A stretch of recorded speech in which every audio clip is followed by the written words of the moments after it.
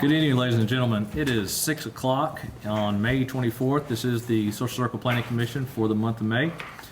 We do have a quorum. We do have 3 members who are absent. I know one of them, she's working, volunteering for the polls at the election. If those of you that have not voted, get out and vote. They're open till 7. We do have one member en route, and I'm not sure about Jay if he's going to be able to make it either. So I'd like to make a recommendation for those that are here on the Planning Commission to amend the agenda to add a discussion item under new business, agenda item B, and that is recommendation for the Main Street Board. If that is something that this board will take up tonight, we have a motion by Mike and second by Senora. All those in favor signify by saying aye or raising your hand. Aye. Thank you. Motion passed. Okay. Next item, we're going to go into discussing the minutes of the previous meeting, April 26th. Have we all had an opportunity to review those meeting minutes? Yes. Okay. Are there any corrections, errors that need to be noted? Anything that you see out of the ordinary? If not, Chair will entertain a motion to approve the minutes as posted. I'll make a motion to approve the minutes.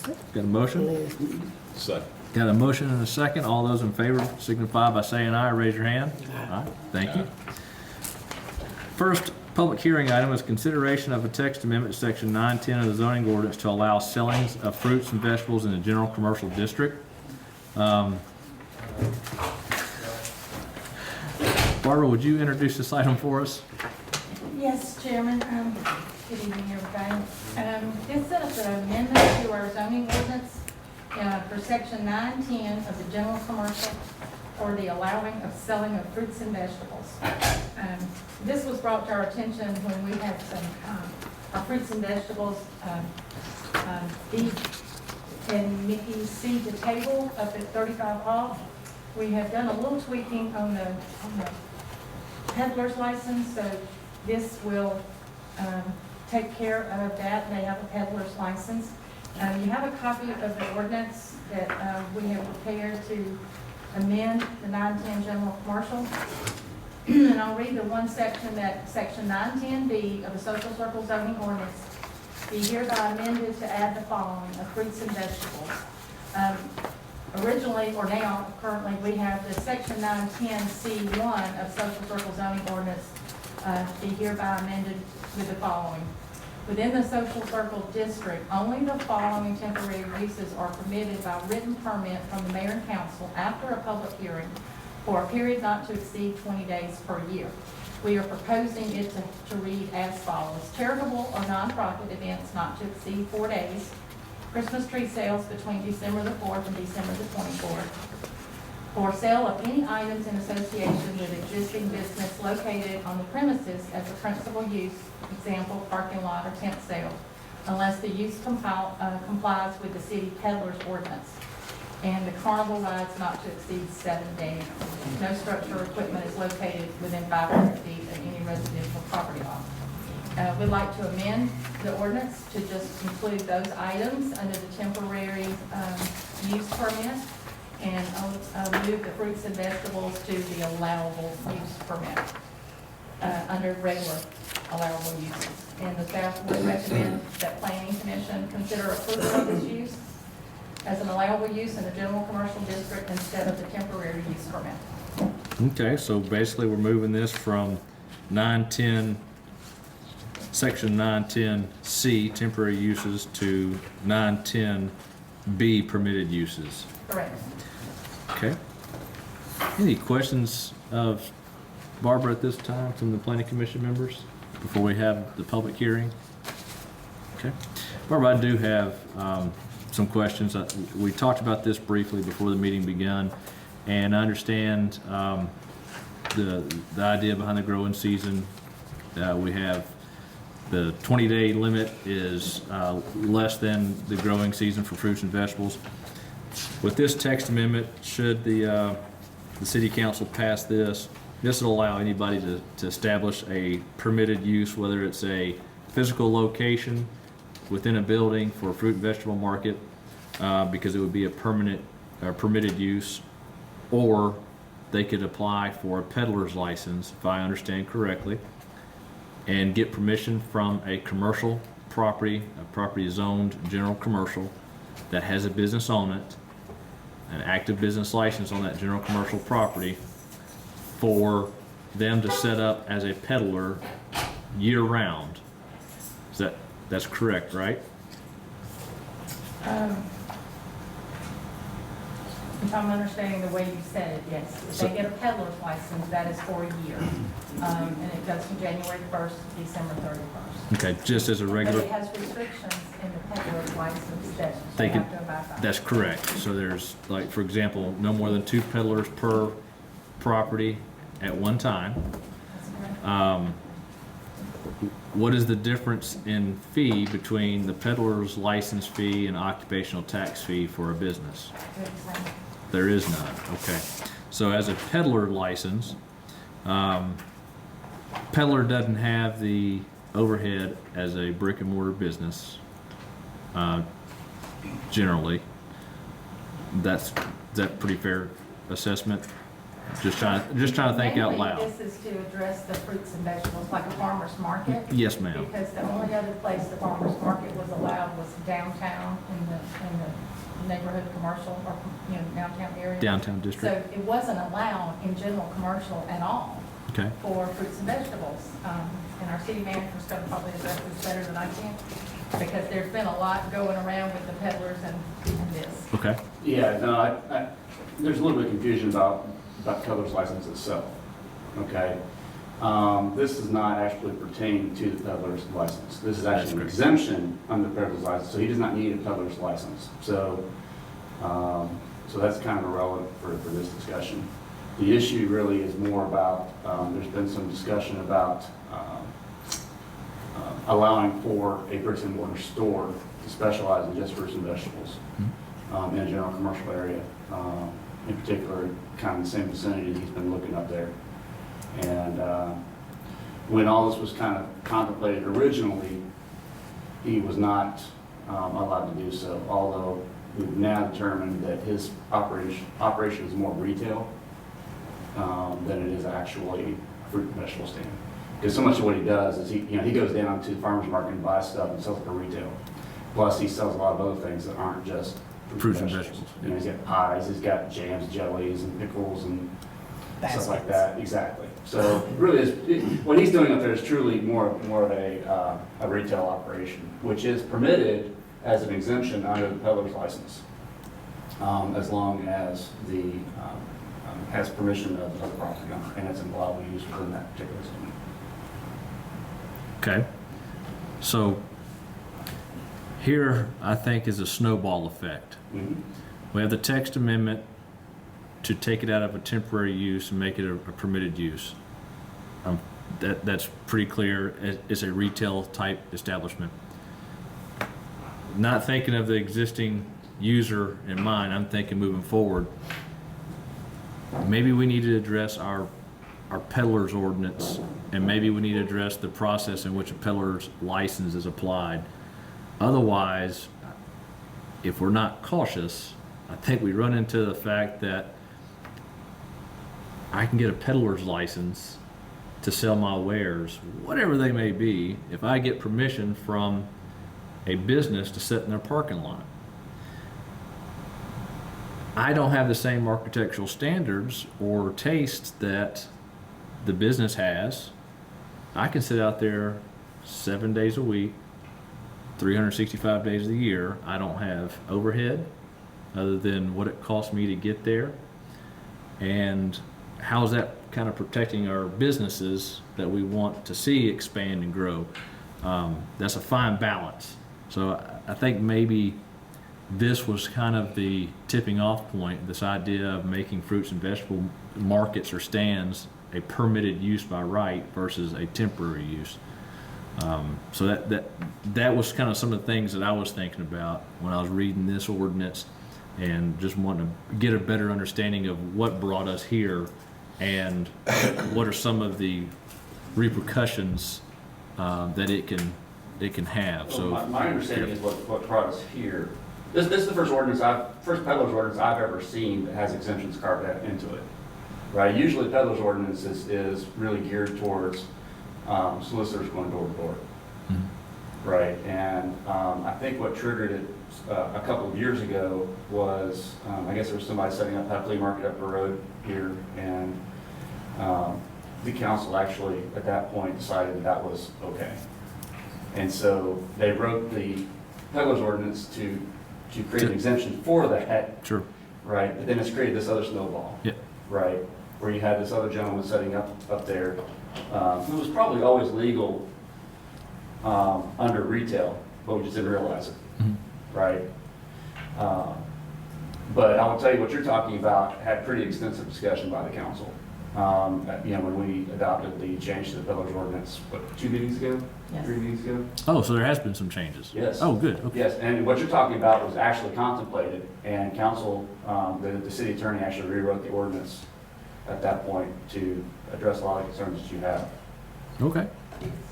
Well, that's good to know. Thank you so But much. I really want to step up and really kind of clear up the confusion about how the standards up there right now does not qualify under the peddler's ordinance, so it doesn't have to get a peddler's license Okay. because it's an exemption under the ordinance. So clear Okay. things up. Well, answer questions? Probably creates more questions. But, About peddler stuff, but that's not on the Right, agenda, exactly. so. Right. Thank you, Eric. yeah.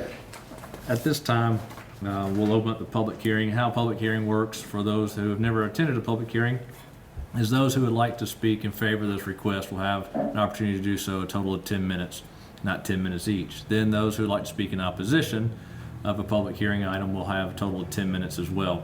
Again, not 10 minutes each. After close of public hearing, the planning commission will go into deliberation and we'll make a recommendation. Our recommendation is not a final decision. It is a recommendation to go to city council. City council will then hold a public hearing, very similar to the public hearing tonight, and they will make a final decision. So those are the rules in brevity of a public hearing. At this time, anyone who would like to speak in favor of the proposed text amendment, please come forward and state your name. All those who would like to speak in opposition, please come forward and state your name.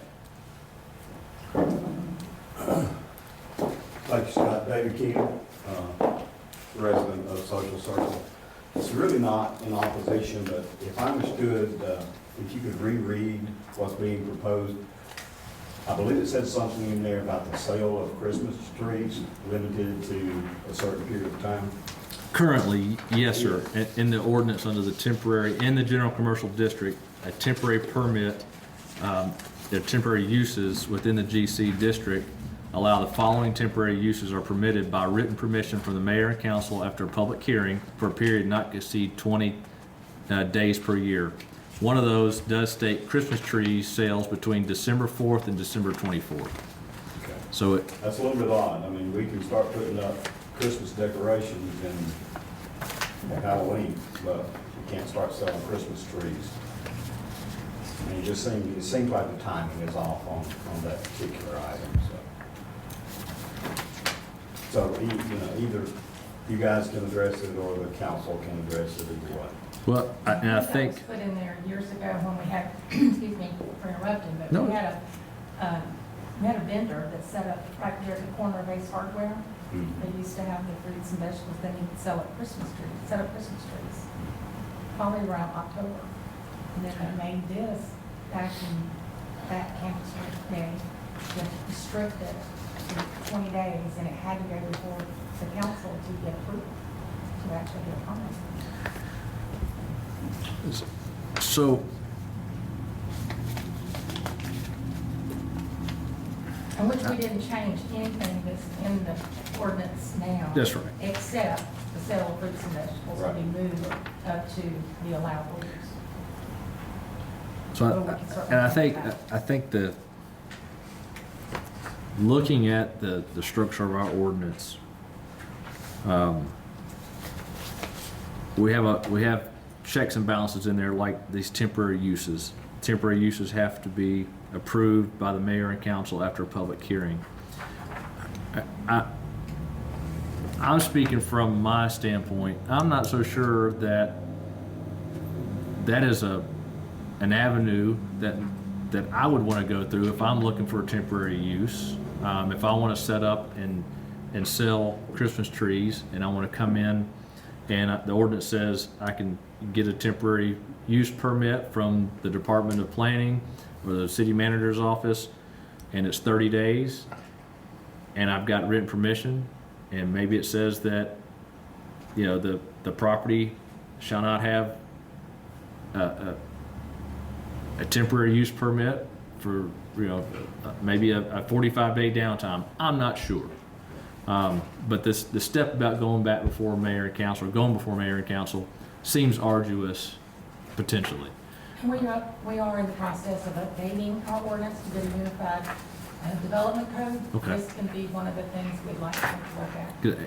So Any, maybe it gets fixed there. It's just, you know, typically the selling season for Christmas trees, people start, you know, Thanksgiving, you know, start buying the trees to put them up. well, and I think it's important we look at and not specify Christmas trees for this time period and pumpkins for this time period. Right. I think when you look at that, you look at the temporary use or the temporary permit of outdoor retail sales is this time period, and not specify, oh, well, Christmas trees, you allow them 30 days, but pumpkins, you only give me 10. Yeah. You know, you don't like pumpkins. And it's No. very limited in scope when you say this particular item. Yeah, They won't so- sell wreaths along with Christmas trees. That's Right. correct. Could you just not say like fresh agricultural commodities?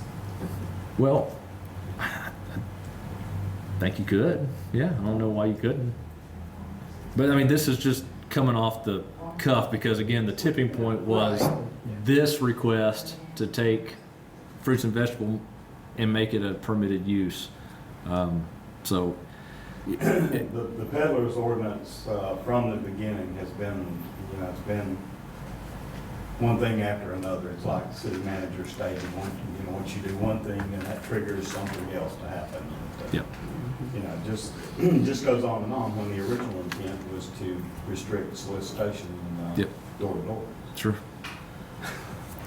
So, Anyway, thank you. Thank you for your comment, but, and again, I think it snowballs, and the idea is let's clean it up. Because I feel like if we address that, we've got to address several of these other items at the same Bingo. time. But if we as a city are moving to a new ordinance and we're going to start working on that and drafting that, or having a drafted for us and we review as a committee and with the mayor, council, and outside agencies, I don't want to just start piecemealing already piecemealed ordinance. You know, it's got us this far we've got us this far for a long time. Well, if it's going to be addressed in the next 3-6 months with the ordinance update, I don't know, is that what we're looking at, Barbara? Yes, Okay. Yes, we hope so. Okay. I'll talk to you about that after this. Okay. I'll be sure to run real quick. Yeah. You're gonna draft it. Oh, thanks. Well, at this time, we if there's no other speakers who'd like to speak in opposition, we'll close the public hearing. Any thoughts? Again, this is just, let's not look at the totality of it. Let's look at the request in front of us, and that's to allow fruits and vegetables as a permitted use going from section 910C and take it up to 910B. So I may have missed this at the very beginning, but so does it require him to have a brick and mortar building? Or anyone that does that? But it would allow somebody to put up a permanent fruit and vegetable stand wherever. Only in the general commercial. In general commercial. But that general commercial, my understanding, and Barbara, and please correct me if I misunderstood, that location has to have an existing business. It can't be a vacant piece of land. So if it's an existing business, they, Not on the fruit and vegetable, he said. It becomes permitted use under general commercial, just like a plumbing store or something. so that, well, So okay. you could open up a semi-permanent location like what she's talking about. But in that case, it couldn't be an easy up tent in the back of a pickup because it'd have to be a structure that meets the requirements of the GC district. It would have to meet the other requirements of the zoning. That's correct. The building, Right. the architectural, things like that. So it would not allow the the, It won't allow you every Saturday of the year to legally pull a pickup truck up and sell Off the back. no, off the back of it. no. Okay, I say no as I'm nodding my head, but I'm with you. Gotcha. that's definitely not the intent of the ordinance to let you do that.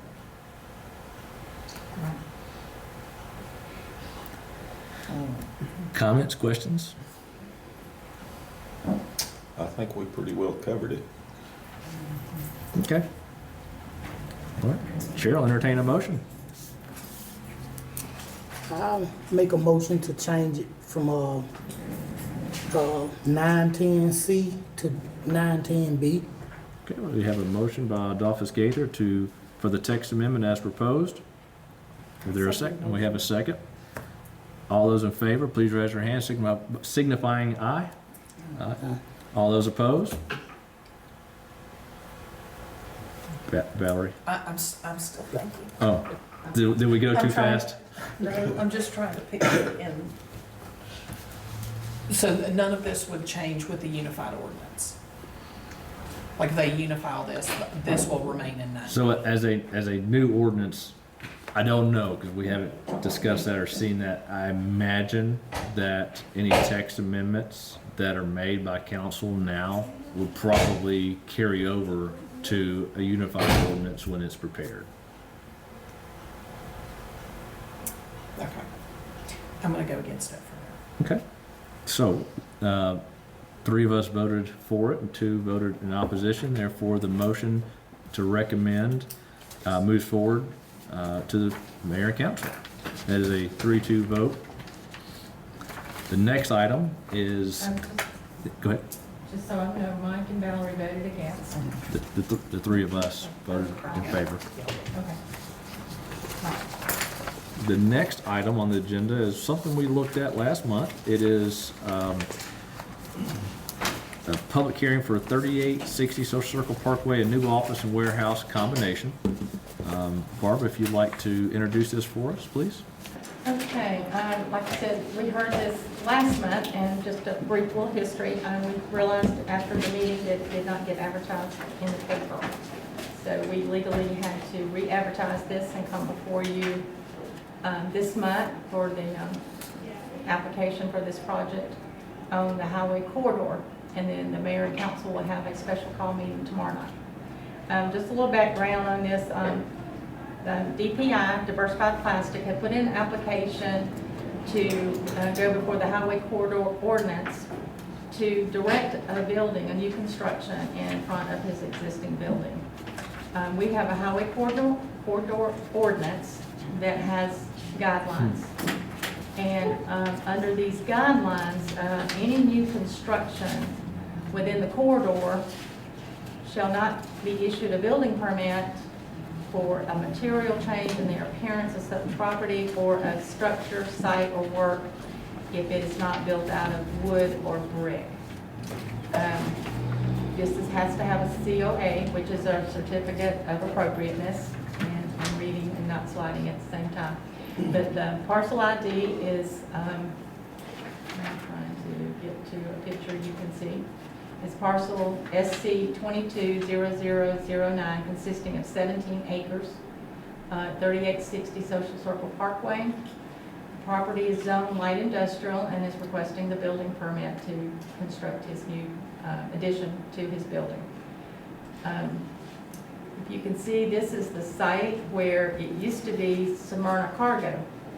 And if anybody remembers all the issues of Smyrna Cargo back in the day, DPI has made this plan a whole lot better and made it look a whole lot nicer up there. Our future land use map says this is light industrial, so it is a industrial character area, and he is in that, but he's also on the highway corridor. Under the industrial zone, properties less than 3 acres shall have a frontage setback of 80 feet.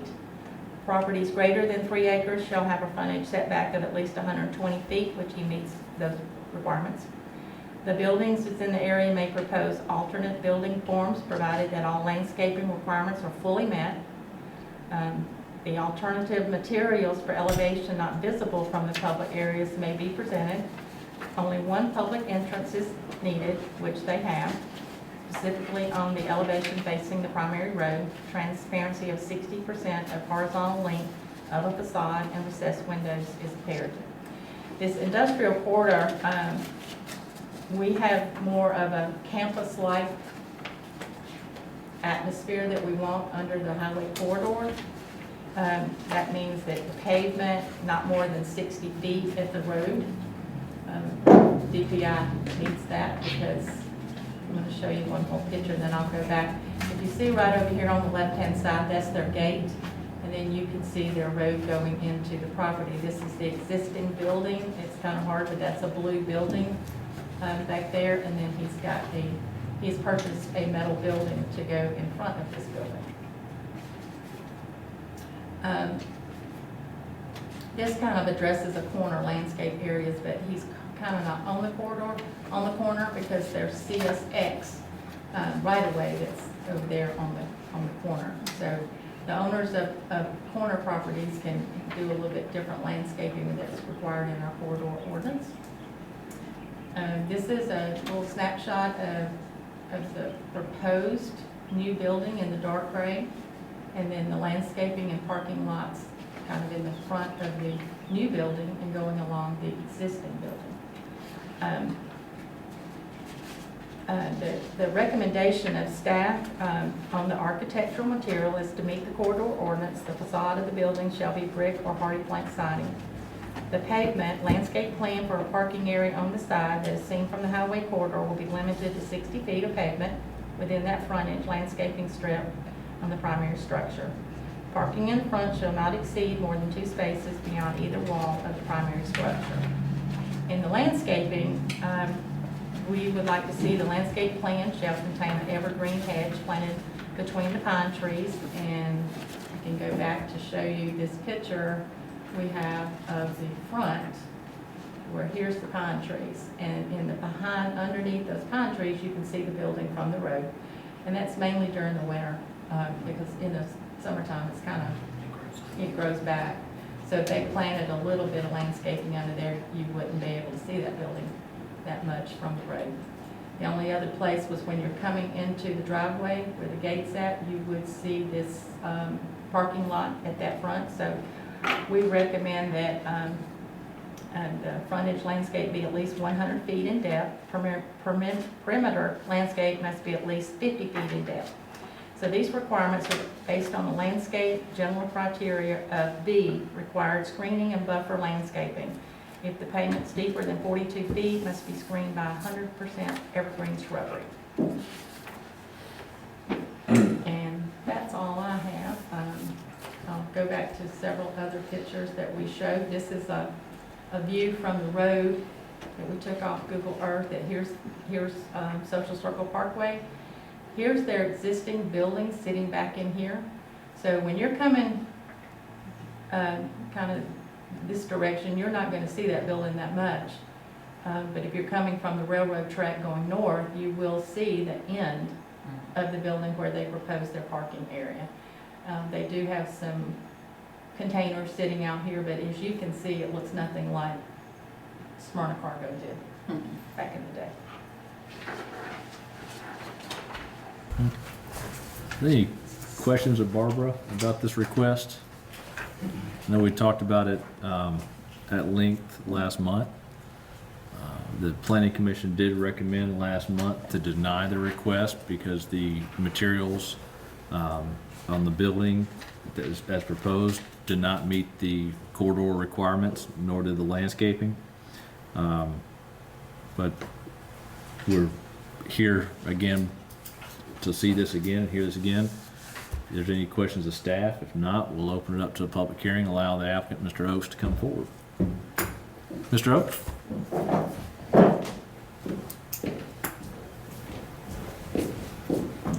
Thank you for having me again. I thought twice about coming back since you guys denied it the first time. And as I started looking into this, I was shocked.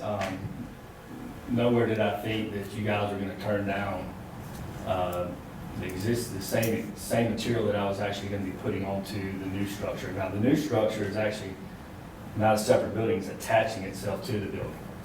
So if you guys, overnight, if I put this building up and you rode by, you would never know that there was anything pretty much done, new additions or anything to DPI, because it's gonna look exactly the same as it is now. Coming off with the same material, same color, actually dressing it up a whole lot with a parking lot and shrubbery, and right now I have gravel parking. So there's a lot of things that we're having to do based off our site plan that's gonna enhance the property and what we have going on. So I just have a few quick things that I kind of see some gray areas in this corridor standards. If you go back to 706B, it talks about materials, brick, wood siding, and I won't get into all the brick is the preferred exterior material. Materials having wood appearance such as hardy board, hardy plank, or comparable or compatible substitutions, provided that the proposed reveal is similar to that of existing historic examples. The way I read this, the way I look at this is more for the downtown city of Social Circle. You're talking about historic buildings. This is not a historic building. This is a manufacturing facility in the industrial corridor of Social Circle. I mean, you know, you guys put this, or whoever put this bypass or parkway around Social Circle to protect downtown Social Circle. So this building's been here since the late 1990s.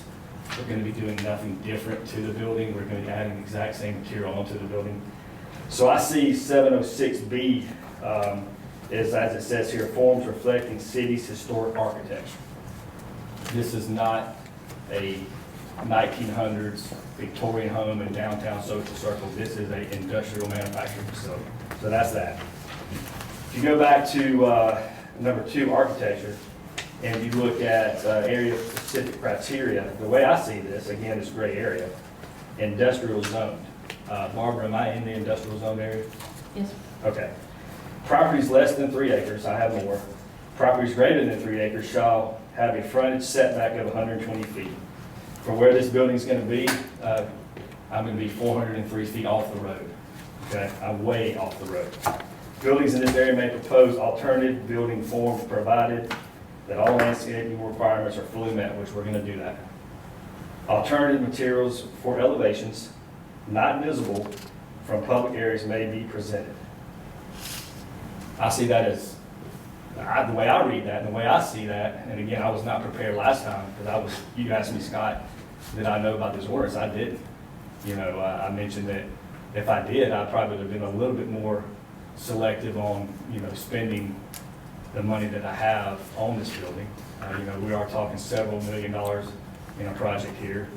So the way I read this industrial zone area-specific criteria says that buildings in this may propose alternative building forms. So what I'm putting on my building, if you go back to 706B, I'm not using aluminum siding, and I'm not using vinyl siding. I'm using a 26 gauge commercial grade steel.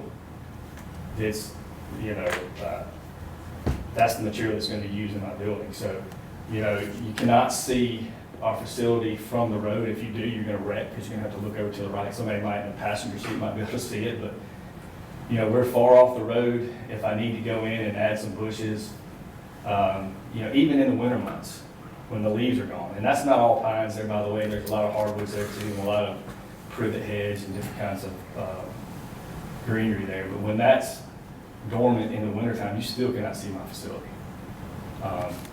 So, you know, I look at these two standards here for the corridor. I see it differently. That's the way I read it. I didn't have that information before. I looked into it, and I see it being a gray area. I ask that you guys, you know, consider the fact that this is an industrial building, not a historic site. We're going to be adding on to it exactly the way it is now. This building's been here since the 1990s, and I mean, it has been an eyesore to the community, and it's not going to be anymore. We've cleaned it up a lot. We have you know, a lot of future plans to dress up the entrance and stuff like that. I mentioned that some of our customers are pretty big players in the industry with, you know, being, you know, Waste Management, George Power, so we have to have a presence that looks good when they pull in our plant. Right now, it does not. So, you know, if I go out and I clear cut all these trees down, they're in front of my plant, and I cut them all down, you're gonna wish I didn't, because what's there now is beat up, what's there now is damaged, what is there now is a complete eyesore. What's gonna be there, if we go this route I'm wanting, there's gonna be a new metal structure attached to the building, and it's gonna look a lot better. So, that's all I really have to say there. Okay. Are there any questions of Mr. Oakes? No. Okay.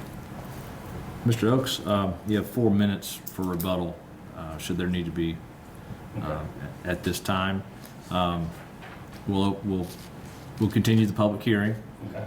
There may be questions. I'm not sure if there's any public that'd like to speak for or against, but there may be questions. If you want to just hang out, I know I've got some questions. Okay, so you just want me to sit down? Yeah, Okay. if, you know, and I don't know if, like I said, we've got some members of the public, but not a whole lot. Right, thanks. If there's anyone here from the public who'd like to speak in favor of this request tonight for a COA, please come forward, state your name. If there's anyone who'd like to speak in opposition to the COA, please come forward, state your name. Seeing none, we will close the public hearing. Mr. Oakes, you're welcome to stay seated. You're welcome to come back up to the podium. So I do want to, as I said last month, this is a difficult situation. We understand the position you're in. We got more members of the public. Come on in. We're looking for the vote. So this is, it's a non-conforming situation. You have a building that's non-conforming, I mean, it does not conform to the current standard. As you stated, the building was built in the 90s. It does not conform to the current ordinance for the overlay corridor. As a non-conforming structure, non-conforming piece of property, any changes to that, when they're made, have to be made to conform. We explained that. We talked about ways that you can make your addition conform. And that, as you said, caught you off guard because you were not aware of this requirement when you bought the property, when you did that research.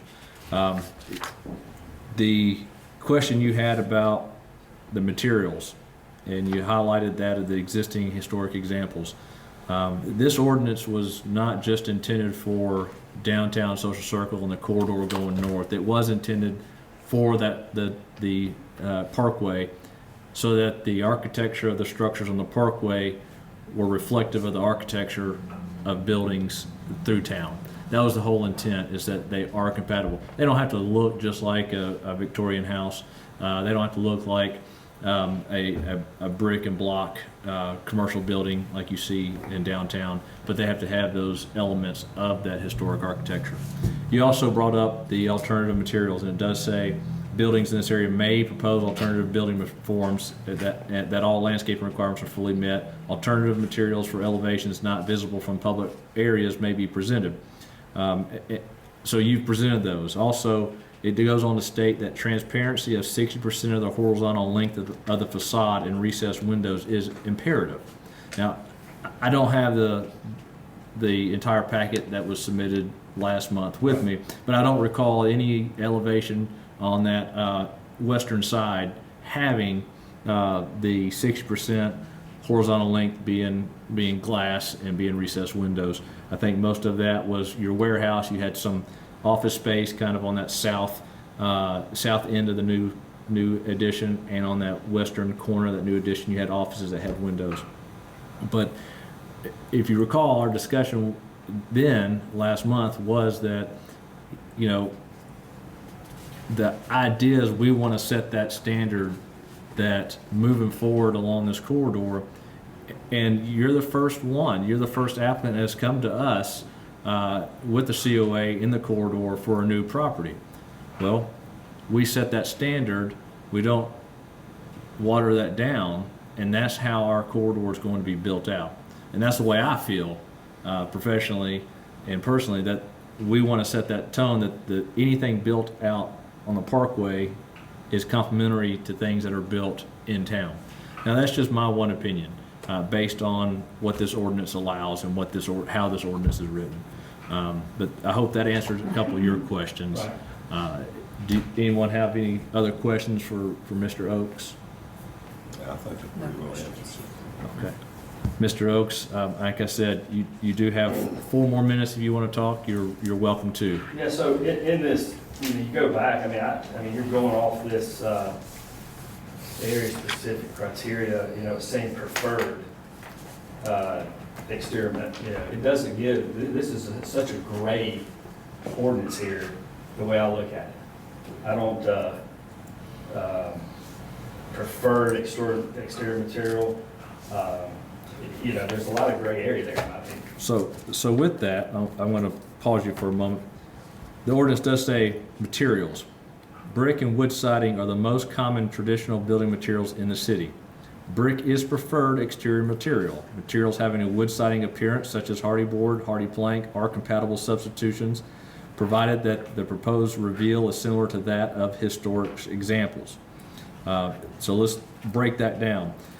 It's giving you that flexibility. It doesn't say it has to be brick. It doesn't say it has to be wood siding. It doesn't say it has to be cementous floor But Scott, siding. I understand what you're saying. This is an industrial building. This is not a home, okay? I mean, Yes, sir. who's gonna go in and, that can afford it? Like I said before, I'm not a Facebook or some of these other ones. I mean, I rarely see a industrial manufacturing facility all brick. I mean, that would be like me buying a $3,000 car and putting $10,000 wheels on it. It makes no sense. So, yes, sir, there's many examples of Yeah, I'm just throwing, industrial why would I go buildings. into a building that's all metal? It's been there for a long time. Yep. And why would I go in and spend the money to add, that's gonna be so expensive. I mean, I think this is written inappropriately. I think it should be rewritten. I'm not sure, I think it's 2008 when it was proposed or when it was put in the books, I'm not really sure. But, 2008. But I'm just asking, I understand it's black or white to you, all right? I'm 400 feet behind trees. You're not gonna be able to see my facility. You don't even see my facility. That's right. So I'm asking for, I'm not saying common sense here, but I'm asking for you guys to look, put yourself in my shoes. You're not gonna see the building. You wanted me to put brick or stucco on the side of an industrial manufacturing facility. It makes no sense to me. So put yourself in our shoes. You don't live in our community.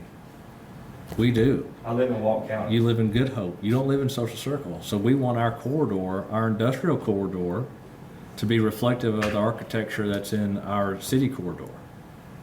That is what this ordinance there. It is black and white. And we tried working with you last month to come up with some solutions. And you were abstinent saying, no, you're not going to do it. That's your prerogative, sir. Right. So, this is what this is for the review of these materials. Now, we're just a recommending body. Mayor and council has the final decision. Right. And that may be something that our ordinance changes in the future. But as of right now, the ordinance to me is black and white. Now, yeah, you are 400 feet off the road, but you can still see your building. You can see it plain as day. You can see it in the middle of November. You can see it in the middle of July. You can see it. And that's the idea, is that when you're able to see these buildings, they look compatible with the historic nature of our city. So that is why that ordinance is there. I'm sorry that it has some gray area to you, but to me, it looks like it has flexibility. Brick is preferred, but it's not required. Right. Well, I appreciate your time. I really felt about that coming back up here because I already know your standpoint on it. Does anybody else from the council or the commission have any questions for me?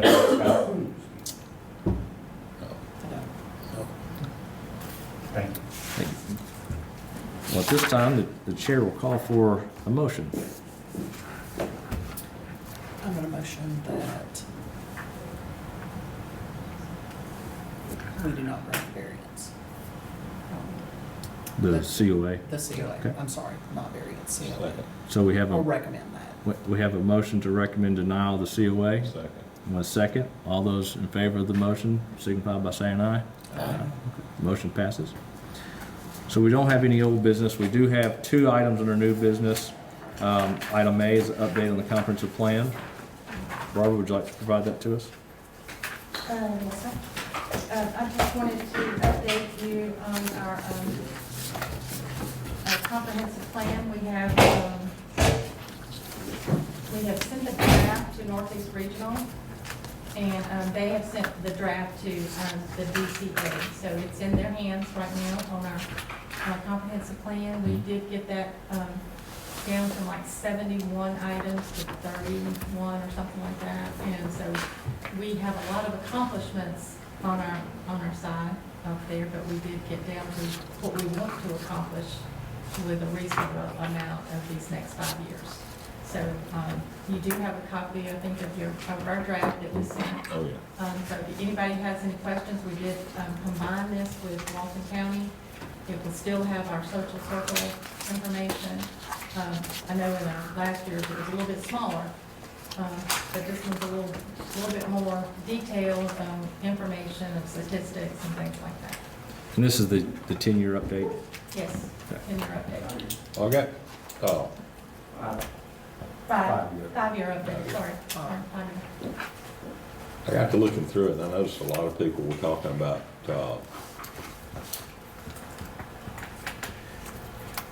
code enforcement. Wishing code enforcement would do more. I'm not real clear that folks in the city know that it works as a complaint situation. It's a reactive situation, or how they can actually make a complaint. I think a lot of people think that they ride around in a code enforcement car and can pull into people's yards and do whatever, but that's not the case. One of the things, and this looks good to me, but one of the things I was gonna suggest, and maybe it's not appropriate here, but I'm gonna do it anyway, is to maybe put the city code enforcement email on the main web page. Because if you dig down in there, you can find it, but if you don't dig down in there, you can't find it. And maybe publish what the procedures are, maybe in one of our monthly bills that they send out. And that might clarify some of the situation. They wouldn't be complaining as much, because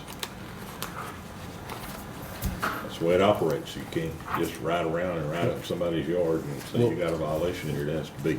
With resources being limited, yeah, it'd be great to have a self-generating code enforcement, but I think right now, and I don't know, and Barbara, please correct me, is Bureau Veritas still performing our code enforcement? No, Oh, sir. we have in-house? We do have Okay. in-house. Fire department. Oh, Chief Zadell right now is our code enforcement. He's been that since last year. I'm the zoning code. So if there's zoning issues in which he and I work together with that, because like you said, it's the resources we have to deal with it. I was doing both at one time a few years back.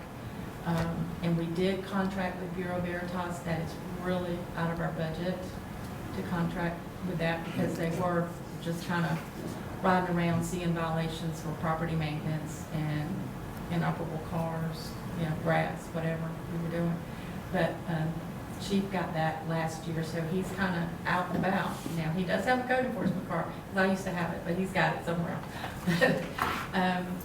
He does work off complaint, but now, he and I both have kind of just said, if you're going to Checkers to go eat lunch and it just slaps you in the face, you kind of, like, look, I cut your grass, or get that car off blocks or something, But we do, hopefully in the future, we'll, with updating our ordinance and getting our update on our website, we will have more information to the public that is more clear on how we handle things and how to do things.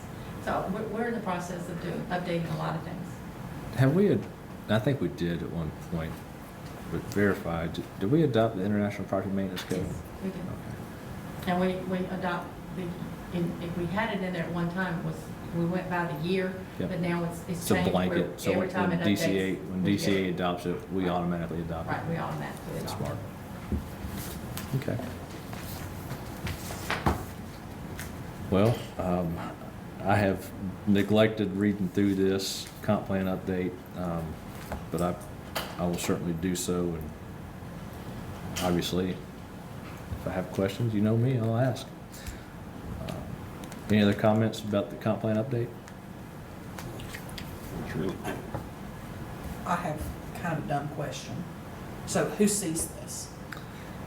So the comp plan is multifaceted in the form that as a city, to be a qualified local government, in order to qualify for state funding for grants, one of the requirements is that you have to have a comprehensive plan. So the comprehensive plan, we have to follow DCA's model and update it every 10 years with minor updates every 5 years.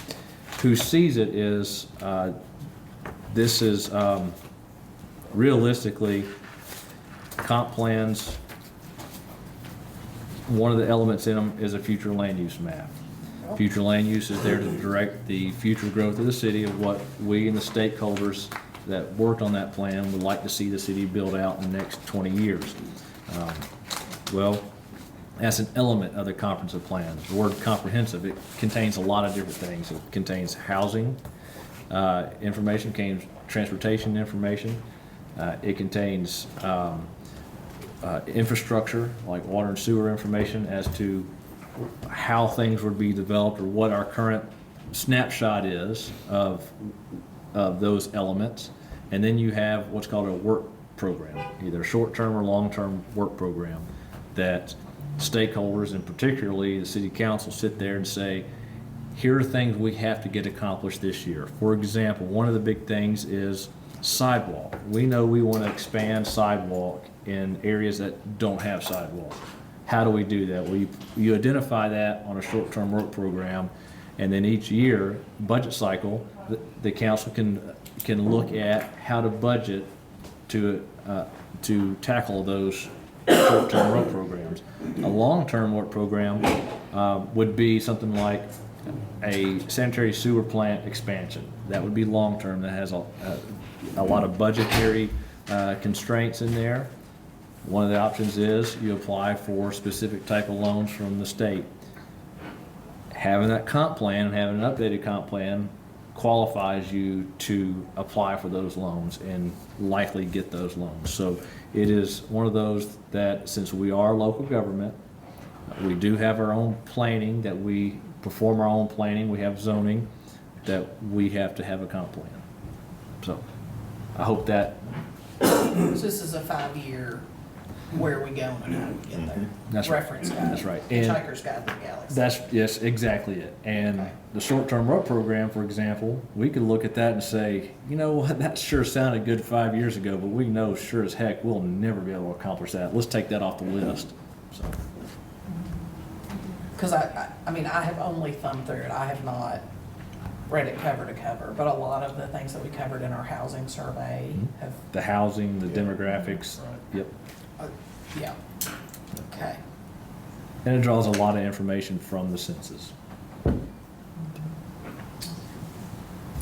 So this is one we hang on to, refer back to. Yeah, and also, it does help that when we have maybe controversial zoning cases before us, this can be a tool that says, hey, you know, it sure sounds good when you're talking to us about it, but our comp plan that we recently adopted and our future land use map that we put a lot of effort and faith into doesn't recommend industrial there, it recommends agricultural. So our recommendation would be to deny because your request is incompatible with our comprehensive plan and incompatible with the future land use map. So that gives a recommendation for denial with a standing reason behind it, a legally standing reason behind it. Okay. Okay, that's fine. Any other discussions on comp plan?